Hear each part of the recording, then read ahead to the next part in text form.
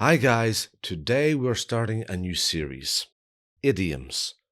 We're going to learn one new idiom and see how it's used in daily life.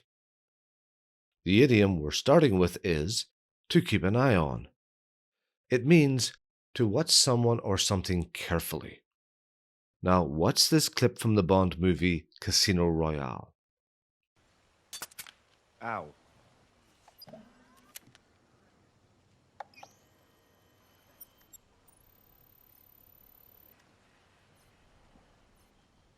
So you can keep an eye on me?